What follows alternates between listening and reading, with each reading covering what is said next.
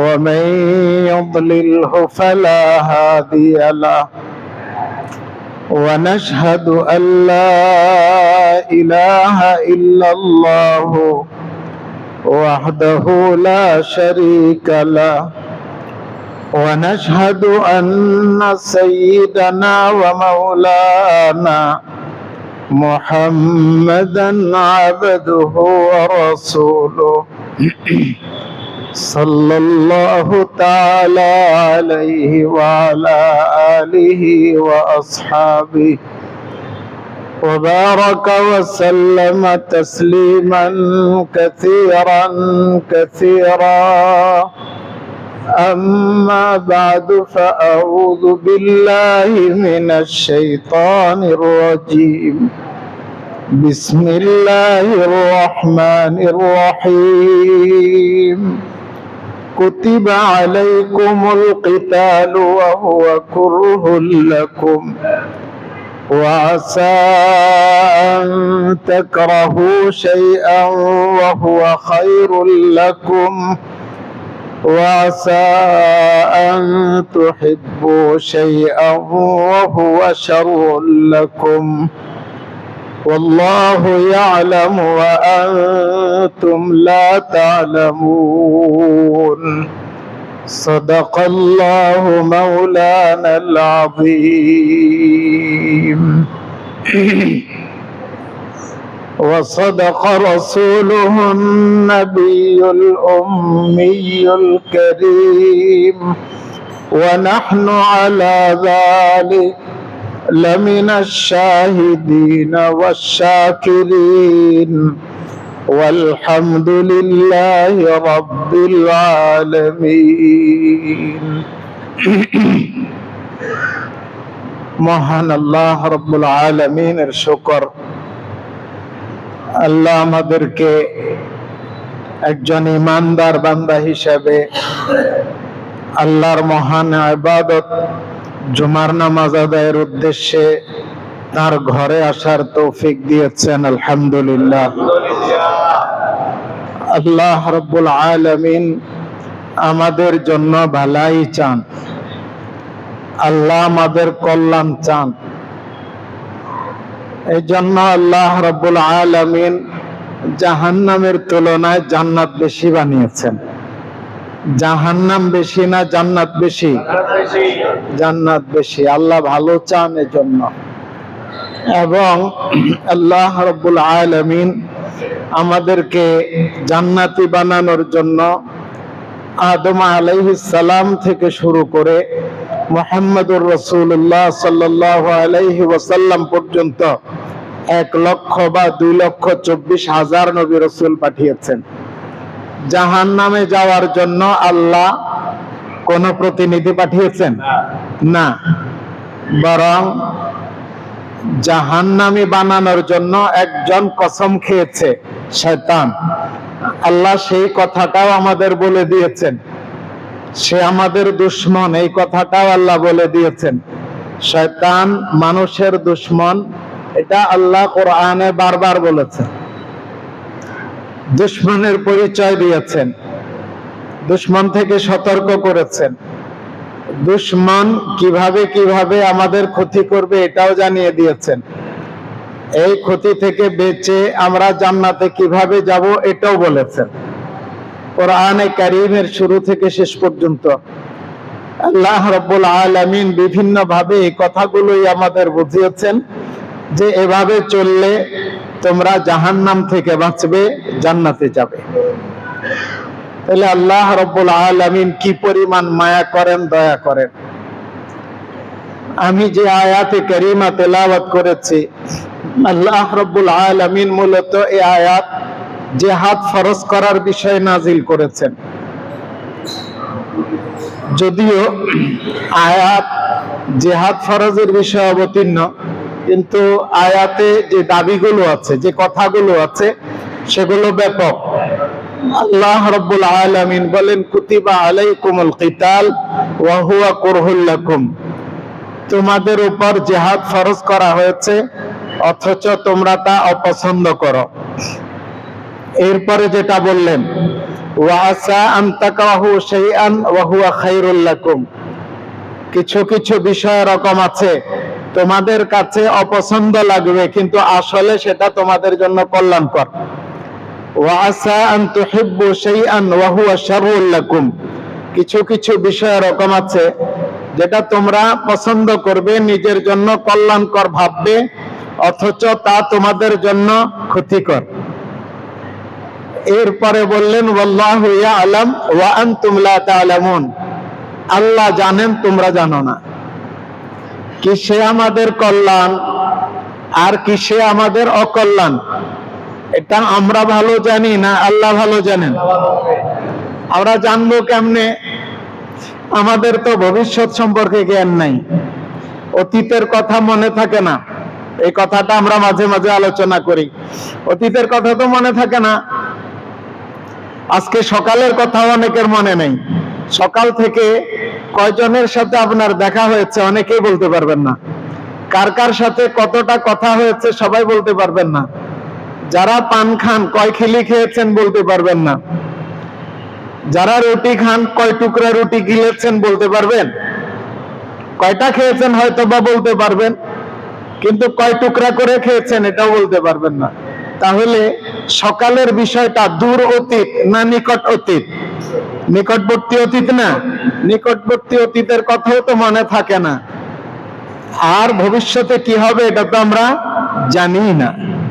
বলুন তো জুমার পরে কে কোথায় যাবেন শিওর বলতে পারবেন? না, আমিও পারবো না, আপনিও পারবেন না। আপনি ইচ্ছা করে আছেন একখানে যাবেন, আপনাকে চলে যেতে হলো অন্যখানে, হয় কি হয় না? আপনার ইচ্ছা ছিল সুস্থ সবল বাসায় যাবেন, আল্লাহ না করেন অসুস্থ হলেন, অনেকে ধরে হাসপাতালে নিয়ে গেল। তাহলে ভবিষ্যতে কি হবে আমি জানি না। আর হইল বর্তমান, বর্তমান তো নাই। বর্তমান কি আছে? বর্তমান নাই। এই কথা কি কথা আবার? বর্তমান নাই, যেটা চলে গেল পূর্ববর্তী সেকেন্ডে সেটা অতীত, যেটা পরবর্তী সেকেন্ডে আসবে সেটা ভবিষ্যৎ। বর্তমান কই? এই জন্য অনেকে 3 কাল বলে না, বলে কে 2 কাল, অতীত ভবিষ্যৎ। বর্তমানের অস্তিত্বই অনেকে স্বীকার করেন না। আমরা অতীত বর্তমান ভবিষ্যতের এই চক্রে আছি। অতীত মনে থাকে না, ভবিষ্যৎ বলতে পারবো না, বর্তমানের অস্তিত্ব খুঁজে পাই না।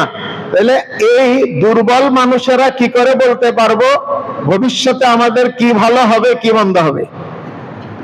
আমাদের কি ভালো হবে কে জানেন? আল্লাহ। আমাদের কি মন্দ কে জানেন?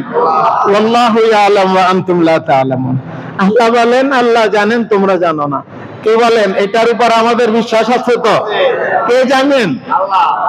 আল্লাহ জানেন। আমাদের ভালো কি হবে আল্লাহ জানেন, আমাদের মন্দ কি হবে আল্লাহ জানেন। এজন্য আল্লাহ রাব্বুল আলামিনের ফয়সালার উপরে সন্তুষ্ট থাকা চাই। আল্লাহ আমার জন্য যে ফয়সালা করলেন আমি এটাতে সন্তুষ্ট থাকবো। আল্লাহ আমাকে ব্যবসায় লাভ দিলেন, আমি সন্তুষ্ট থাকবো, আল্লাহ শুকর আদায় করব। আমার ব্যবসায় লস হয়ে গেল, আমি বলবো যে এটা আল্লাহর হুকুমে হয়েছে, আমি সবর করব। মুমিন শুকর করলেও লাভ, সবর করলেও লাভ। আল্লাহর হাবিব সাল্লাল্লাহু আলাইহি ওয়াসাল্লাম বলেন আজাবান লিআমরিল মুমিন ইন্না আমরাহু কুল্লুহু খায়র ওয়া লাইসা যালিকা ইল্লা লিল মুমিন ইন আসাবাতহু সাররাউ শাকার ফাকানা খায়রান লাহু ওয়া ইন আসাবাতহু দাররাউ সাবার ফাকানা খায়রান লাহু। মুমিনের বিষয়টি বড় আশ্চর্যজনক, তার সব ভালো, মুমিনের সব ভালো। পানি এবং সব ভালো এটা কারো হয় না, শুধু মুমিনের হয়। যে যত পাক্কা মুমিন তার সব তত বেশি ভালো।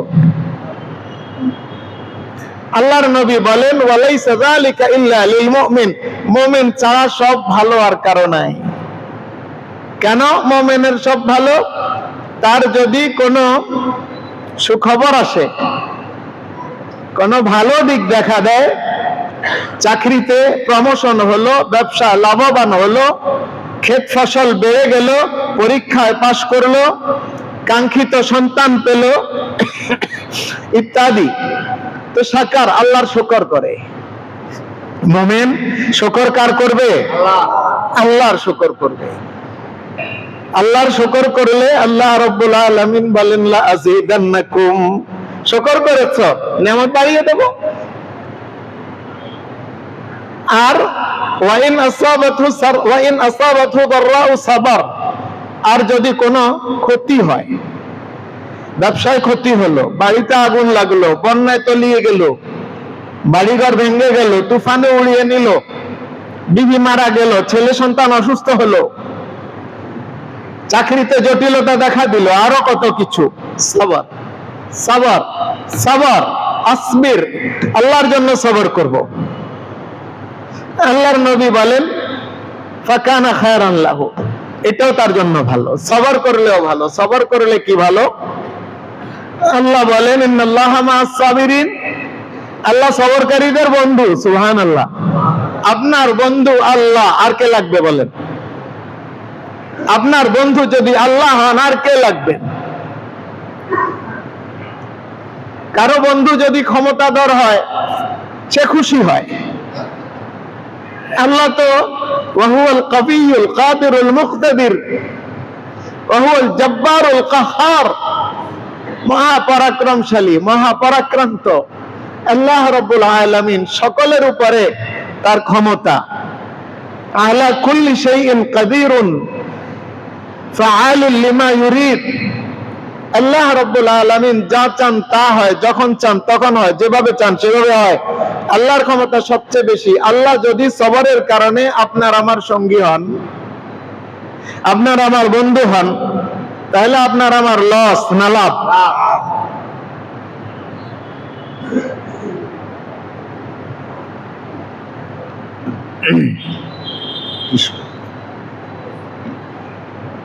ওয়াইন আসাবাতহু দাররাউ সাবার, কোন সমস্যা হলে অসুখ সবর, সুখ শুকর। ওয়াল্লাহু ইয়ালাম ওয়া আনতুম লা তা'লামুন, আমার কল্যাণ কিসে আল্লাহ জানেন, আমি জানি না, আমি জানি না। আপনার কেউ একজন বয়স কম, আপনার ছোট ভাই, আপনার ছেলে, আপনার বিবি অসুস্থ হয়ে গেল, আল্লাহ নিয়েই গেলেন। আপনি যদি সবর করেন, সে দুনিয়াতে থাকলে আপনার যা লাভ হতো, সে দুনিয়া থেকে যাওয়ার পরে আপনি সবর করার কারণে আপনার লাভ বেশি হবে, লাভ বেশি হবে। আল্লাহু ইয়ালাম ওয়া আনতুম লা তা'লামুন, আল্লাহ জানেন, আমরা জানি না। অনেক কিছুকে আমরা মনে করি কষ্টের, অসুবিধার, লসের, কিন্তু আসলে চিন্তা করলেও অনেক সময় ধরা পড়ে কষ্ট হলেও লাভের। অসুবিধার মনে হলো এটা অসুবিধার নয়, সুবিধার। অসুবিধার নয়, সুবিধার। রোজা রাখতে কষ্ট, কষ্ট না? রোজা রাখতে কষ্ট, অনেকে বোঝাতেই পারে না কেমনে সুবহে সাদেক থেকে সূর্যাস্ত পর্যন্ত না খেয়ে থাকবো। আর কেউ কেউ সীমা লঙ্ঘন করে বলে যার ঘরে ভাত নাই সে রোজা থাকে। এটা অনেক বেশি সীমা লঙ্ঘন, অনেক বেশি বেয়াদবিমূলক কথা।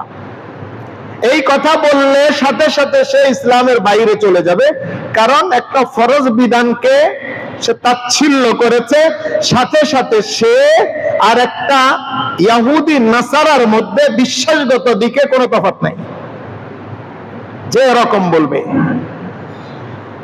নামাজের জন্য ডাকলে যদি তাচ্ছিল্য করে, অমুসলিম হয়ে যাবে সাথে সাথে।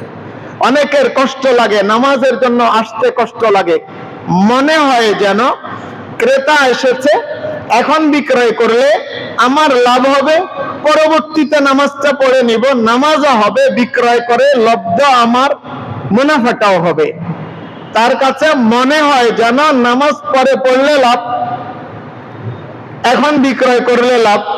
কিন্তু আল্লাহর হিসাবে আল্লাহ যখন বলেন নামাজে আসো, তো নামাজে আসলে লাভ। কেন? আপনি হিসাব করলেন এখন চলে গেলে নামাজে বিক্রয় কম হবে, লাভ কম হবে। বিক্রয় করে লাভ না হয় আপনি করলেন, এই বিক্রয় লব্ধ মুনাফা দিয়ে উপকৃত হওয়ার ক্ষমতা কি আপনার আছে? ওই ক্ষমতা কার হাতে? আল্লাহর হাতে। এই টাকাটা দিয়ে যেটা খরিদ করলেন, খরিদ করতে গেলে আপনি অ্যাক্সিডেন্ট হয়ে গেলেন, হতে পারে না? এই টাকাটা দিয়ে খরিদ করে যা খেলেন, ওইটা খেয়ে আপনি অসুস্থ হয়ে পড়লেন, হতে পারে কি পারে না? এই টাকাটা কেউ আপনার দুশ্মনির কারণ বনবে, এই টাকাটা দেখে একজন আপনার পিছনে লেগে যাবে, ডাকাতি করবে। এগুলো সব কলকাঠি কলকবজা আল্লাহর হাতে। ওয়াল্লাহু ইয়ালাম ওয়া আনতুম লা তা'লামুন। রোজাকে কষ্ট মনে করে যদি রোজা না রাখেন, আসলে আপনি মনে করেন আমি মনে যদি করি কষ্ট, আসলে রোজার মধ্যে স্বাস্থ্যের ভালো, ইমানের ভালো, ইহকালের ভালো, পরকালের ভালো। এভাবে দান সাদাকা, নফল দান, ফরজ দান, ফরজ দান যাকাত, ওয়াজিব দান সাদাকাতুল ফিতর, নফল দান এটা হচ্ছে আপনি দান মসজিদে দান করেন, মাদ্রাসায় দান করেন, গরিব দুঃখীকে দান করেন। এই নফল দান, এটা নফল দান মানুষ কি হয়েছে আমি বুঝছি না। একজন একটা মুসল্লা বিছাচ্ছে যে কোনো দরকারে, ওখানে কিছু হয়েছে, সবাই ওদিকে তাকাচ্ছে, ওটাতে ফায়দা বেশি না? কথা শুনলে ফায়দা বেশি, তো ওদিকে তাকিয়ে থাকার কি আছে বলেন? আমরা লাভ লস বুঝি না, আমরা মনে করি ওইদিকে তাকালে লাভ, আসলে কথা শুনলে লাভ। কি বলেন? হ্যাঁ। তো দান সাদাকা আপনি করতে আপনার কষ্ট লাগবে, লাগে কি লাগে না? লাগে। মসজিদে 10 টাকা দিতে কষ্ট লাগে, গরিবকে 10 টাকা দিতে কষ্ট লাগে, যাকাত আদায় করতে 1 কোটি টাকা থেকে 2.5 লক্ষ টাকা যাকাত বের করতে কষ্ট লাগে। বাহ্যিক দৃষ্টিতে আপনার আমার কাছে খারাপ, কষ্টের, অসুবিধার মনে হলেও আল্লাহর বিধান মতে, আল্লাহর হাবিবের ঘোষণা মতে এটাতে লাভ। আমরা বুঝি আর না বুঝি, আল্লাহু ইয়ালাম ওয়া আনতুম লা তা'লামুন। দান করলে কখনো কমে না। আল্লাহর নবী মুহাম্মদুর রাসূলুল্লাহ সাল্লাল্লাহু আলাইহি ওয়াসাল্লাম বলেন, মা নাকাসাত মিন মালিন সাদাকাতুন, কোন মাল থেকে সাদাকা কমায় না। আপনি বলতে পারেন যে আমার কাছে 100 টাকা ছিল, আমি 10 টাকা সাদাকা করলাম আল্লাহর ঘরের জন্য, আমার তো 90 টাকা আছে, কমালো না কই? না, তাহলে আপনি আসলে হিসাব বুঝলেন না। আপনি এখানে 10 টাকা দান করলেন, 100 টাকা 90 টাকায় চলে আসলো। এই 90 টাকা দিয়ে আল্লাহ রাব্বুল আলামিন আপনাকে 9000 টাকার ফায়দা দিবেন, যেটা দান এটা করার কারণে হয়ে গেছে। এটা আল্লাহ জানেন। মা নাকাসাত মিন মালিন সাদাকা। আর একজন মানুষ দান করার পরে দরিদ্র হয়েছে, পৃথিবীর শুরু থেকে আজ পর্যন্ত একটা নজির কেউ দেখাতে পারবে না, পৃথিবীর শুরু থেকে আজ পর্যন্ত। বরং যে দান করে দানে ধন বাড়ে, দানে ধন বাড়ে। হ্যাঁ, আর দান না করলে ধন কমে।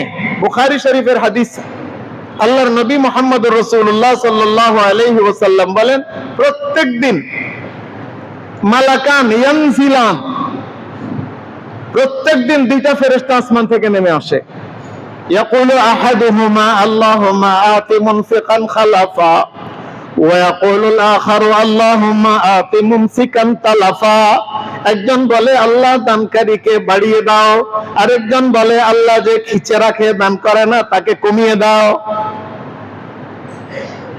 দান করলে কখনো ধন কমে না।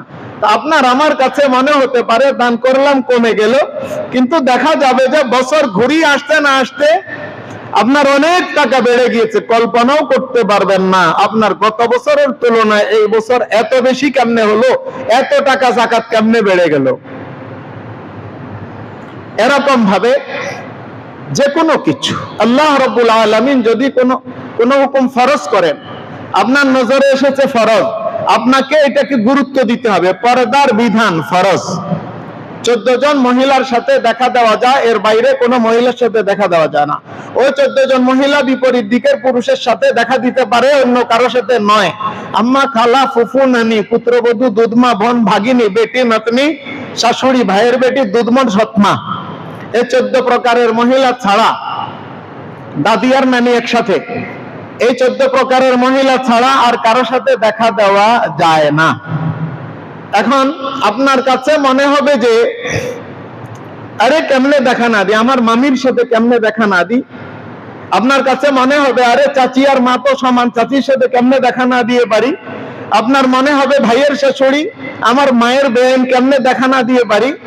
আপনার মনে হবে যে আরে ছেলের শ্বশুর বাড়িতে গেলাম অথবা মেয়ের জামাইয়ের বাড়িতে গেলাম, বেয়েনের সামনে কেমনে একটু না যাই। বেয়েন যদি মনে করে আরে বেয়াই এসেছে সামনে গিয়ে কেমনে সালাম না দেই, আল্লাহর বিধান লঙ্ঘন। আপনার আমার কাছে কষ্ট হবে হয়তোবা যে এটাতে যেন দেখা না দিলে যেন সামাজিকতা বাঁচে না, আত্মীয়তার মুখ রক্ষা হয় না, যেন মানুষ কি কি বলবে, মানুষের তিরস্কার থেকে বাঁচা যায় না। আল্লাহু ইয়ালামু আনতুম লা তা'লামুন। আল্লাহ রাব্বুল আলামিন বলেন আমি যেটা বিধান দিয়েছি সেটাই আসল কথা, সেটাই তোমাদের জন্য কল্যাণের। আমার বিধানের বাইরে গেলে কল্যাণ হবে না। আমি ভালো জানি, তোমরা জানো না। বিধান দিলেন কে? আল্লাহ ভালো জানেন না আমরা ভালো জানি? আল্লাহ রাব্বুল আলামিন ভালো জানেন। অনেক কিছু বাহ্যিক দৃষ্টিতে মনে হয় ক্ষতির, কিন্তু আল্লাহর হুকুম দেখা যাবে যে এটাই আমার লাভের কারণ। আল্লাহর হুকুম পালন করার কারণে এটাতে লাভ হয়। এরকম অনেক উদাহরণ কোরআনে কারিমে আছে, অনেকগুলো উদাহরণ আছে। হযরত ইব্রাহিম আলাইহিস সালাম তার 90 বছরের বেশি বয়স হওয়ার পরে ইসমাঈল আলাইহিস সালাম দুনিয়াতে এসেছেন। এর আগে কোনো সন্তান নেই।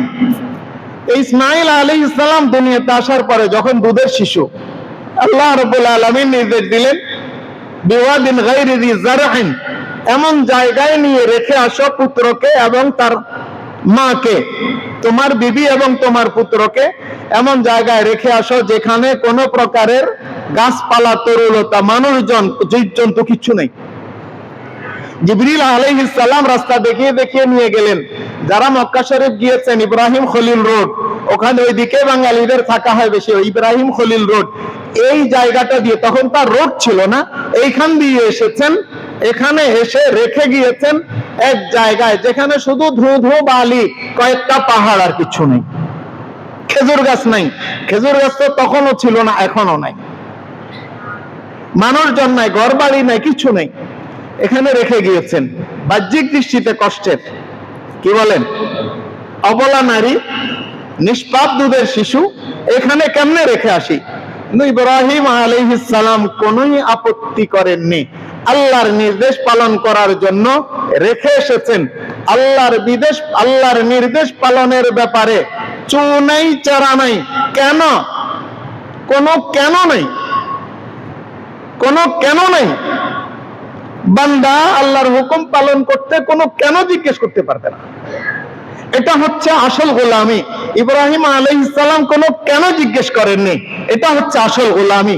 রেখে আসার জন্য গেলেন, বললেন বিবিকে চলো, বিবি চললেন। কোথায় যেতে হবে এটাও বলেননি। যাওয়ার পরে রেখে চলে আসছেন। বিবি বলেন কোথায় যান? ইব্রাহিমের প্রতি তো আল্লাহর নির্দেশ, রেখে চলে আসেন। কিছু বলে আসেন তো নির্দেশ নাই, তাই কিছু বলছেন না, রেখে চলে আসেন তো চলে আসছেন। বিবি হাজারা পিছনে পিছনে আগাচ্ছেন আর জিজ্ঞেস করছেন, ওগো স্বামী কোথায় রেখে যাচ্ছেন, কেন রেখে যাচ্ছেন? কোনো উত্তর নেই।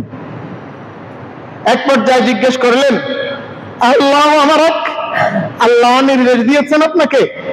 ইব্রাহিম এবার আল্লাহর নাম নিয়ে যখন জিজ্ঞেস করেছেন, ইব্রাহিম তো উত্তর দিতেই হয়। ইব্রাহিম আলাইহিস সালাম উত্তর দিলেন, হ্যাঁ, আল্লাহ আমারানি, আল্লাহ আমাকে নির্দেশ দিয়েছেন। হাজারাও তো হাজারা, হাজারা তার গর্ভ থেকে ইসমাঈল হবেন। জি, এই ইসমাঈলের বংশ থেকে মুহাম্মদুর রাসূলুল্লাহ সাল্লাল্লাহু আলাইহি সাল্লাম হবেন। সেই হাজারা, হাজারা বুঝে ফেললেন আল্লাহর যেহেতু নির্দেশ, তিনি তো আল্লাহর নবী খলিল, আল্লাহর নির্দেশ পালন করছেন, নিশ্চয় আল্লাহ আমাদের ধ্বংস করবেন না। হাজারা বললেন, ইদান লা ইউদাইয়ুনা, তাহলে তো আল্লাহ আমাদেরকে ধ্বংস করবেন না। সুবহানাল্লাহ। আমরা হলে বলতাম থন নেই আমনের খলিলগিরি আর নবীগিরি থন না, কিন্তু আল্লাহর বান্দে হাজারা এই কথা বলেননি। এতে কি হলো? ইব্রাহিম জিতলেন, হাজারা জিতলেন, ইসমাইল জিতলেন, জমজম কূপ তৈরি হলো, কাবা ঘর পুনরায় আবিষ্কার হলো, সেখানে ওই জায়গা কেন্দ্রিক হজ হলো। এবং হাজারা যে দৌড়াদৌড়ি করলেন পানির খোঁজে, একবার সাফায় একবার মারওয়ায়, এই দৌড়াদৌড়িটা আল্লাহ পছন্দ করলেন, এতই পছন্দ করলেন কিয়ামত পর্যন্ত এই দৌড়াদৌড়ি ছাড়া না হজ হবে না উমরা হবে। সুবহানাল্লাহ। ইব্রাহিম আলাইহিস সালামকে আল্লাহ রাব্বুল আলামিন নির্দেশ দিলেন, ইসমাইল তখন 10-12 বছরের বালক, যিনি নবী হবেন, যার ভিতরে নূরে মুহাম্মাদি আছে। কত সুন্দর ইসমাইল, 10-12 বছরের বালক, কত সুন্দর। আল্লাহ নির্দেশ দিলেন জবাই করো। বাহ্যিক দৃষ্টিতে একটা ছেলেকে জবাই কেন করতে হবে? আল্লাহর নির্দেশ, ওয়াল্লাহু ইয়ালামু ওয়া আনতুম লা তা'লামুন, আল্লাহ জানেন তোমরা জানো না, কল্যাণ কিসে। ইব্রাহিম আলাইহিস সালামকে নির্দেশ করেছেন। ইব্রাহিম আলাইহিস সালাম জবাই করার জন্য মিনার প্রান্তরে নিয়ে গেলেন। হাজারাকে শয়তান ধোঁকা দিল, হাজারা পাথর মেরে তাড়িয়ে দিলেন। ইব্রাহিমকে ধোঁকা দিতে গেল, পাথর মেরে তাড়িয়ে দিলেন। ইসমাইলকে ধোঁকা দিতে গেল, পাথর মেরে তাড়িয়ে দিলেন। ইব্রাহিম আলাইহিস সালাম জবাই করলেন, ইসমাইল জবাই হলেন না, আল্লাহর নিষেধাজ্ঞার কারণে জবাই হয়নি। কিন্তু ইব্রাহিম আলাইহিস সালাম আল্লাহর নির্দেশ, তার মনটা আল্লাহর নির্দেশের অভিমুখী করে দিয়েছেন। বাহ্যিক দৃষ্টিতে যেন আরে এই পুত্র সন্তানকে কেন জবাই করে ফেলতে হবে, কিন্তু এই বাহ্যিক দৃষ্টিতে এই কেনর দিকে তিনি না গিয়ে আল্লাহ রাব্বুল আলামিনের নির্দেশের দিকে গিয়েছেন। ইব্রাহিম জানেন আল্লাহু ইয়ালামু ওয়া আনতুম লা তা'লামুন, আল্লাহ যা জানেন তুমি তা জানো না, আল্লাহর নির্দেশ, এটাই শেষ কথা। এগুলো আমাদের জীবনে ফিট করতে হবে। মুসা আলাইহিস সালাম, ফেরাউন সব পুত্র সন্তানকে জবাই করে, নবজাতক পুত্র হলেই জবাই করে। ইউযাবিহুনা আবনাআহুম ওয়া ইস্তাহয়ুনা নিসাআহুম, ছেলে হলে জবাই, মেয়ে হলে রেখে দেয়।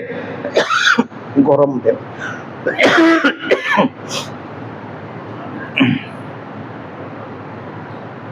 ফেরাউন জবাই করে ফেলবে। মুসা আলাইহিস সালামের মায়ের গর্ভে মুসা জন্ম লাভ করলেন পুত্র সন্তান। মা তো ভয়ে কাঁপছেন। আল্লাহ রাব্বুল আলামিন তার দিলে কথা ঢেলে দিলেন, ওয়াওহাইনা ইলা উম্মি মুসা আন আরদিহি ফাইযা খিফতি আলাইহি ফাআলকিহি ফিল ইয়াম ওয়ালা তাখাফি ওয়ালা তাহজানি ইন্না রাদ্দুহু ইলাইক ওয়া জাইলুহু মিনাল মুরসালিন। আল্লাহ রাব্বুল আলামিন মুসা আলাইহিস সালামের মায়ের দিলে প্রত্যাদেশ পাঠালেন। তিনি তো নবী ছিলেন না যে জিবরিল পাঠাবেন। দিলে ঢেলে দিলেন, দুধ পান করাতে থাকুন। যখন আপনি আতঙ্কিত হয়ে পড়বেন, আশঙ্কাগ্রস্ত হবেন যে হয়তো ফেরাউনের লোক ধরে ফেলবে, একটা বাক্স বানিয়ে এটাকে পানিতে ছেড়ে দেন। নবজাতক শিশু, যেই দেশের রাজা শিশু হত্যা করে, যে দেশের রাজা শিশু হত্যা করে, আমাদের দেশেও শিশু হত্যা হয়েছে। শিশু খেলছে, শিশুকে হত্যা করে ফেলেছে। সে দেশের রাজা, এই দেশের রাজা, কি অদ্ভুত মিল। আল্লাহ আমাদেরকে বোঝার তৌফিক দান করেন। তো যে দেশের রাজা শিশু হত্যা করে, ওই দেশে পুত্র সন্তান নিয়ে কিরকম আতঙ্কিত থাকবেন মা। কিন্তু আল্লাহর নির্দেশ এটাকে পানিতে ছেড়ে দিত, পানিতে ছেড়ে দিলেন। পারবে দুনিয়ার কোন মা? আল্লাহর নির্দেশের সামনে যারা নিজেকে সুপর্দ করে দেয়, তারাই ইব্রাহিম খলিলুল্লাহ হন, তারাই ইসমাইল জবিহুল্লাহর বাবা হন, তারাই ইসমাইল জবিহুল্লাহর মা ইব্রাহিম খলিলুল্লাহর বিবি হন, তারাই মুসা কালিমুল্লাহর মা হন। মুসা কালিমুল্লাহ মুসাকে, শিশু মুসা ছেড়ে দিলেন। এরপরে তো ফেরাউনের ঘরে লালিত পালিত হয়েছে। কিচ্ছা তো লম্বা, আমার হাতে সময় 3-4 মিনিট। বাহ্যিক দৃষ্টিতে যেন পানিতে ছেড়ে দিলাম, পানিতে ডুবে যাবে, কুমির খেয়ে ফেলবে অথবা মরে যাবে। কিন্তু আল্লাহর নির্দেশ পালনের মধ্যে মরা নাই, আল্লাহর নির্দেশ পালনের মধ্যে ক্ষয় নাই, ক্ষয় নাই, ভয় নাই, ভয় নাই। আল্লাহর নির্দেশ পালনের মধ্যেই কামিয়াবি। আল্লাহর নির্দেশ ইনিয়ে বিনিয়ে এই সেই কথা বলে আল্লাহর নির্দেশকে অর্ধেক, বান্দাকে খুশি করার জন্য অর্ধেক, এটার মধ্যে কোনোদিন কামিয়াবি নাই।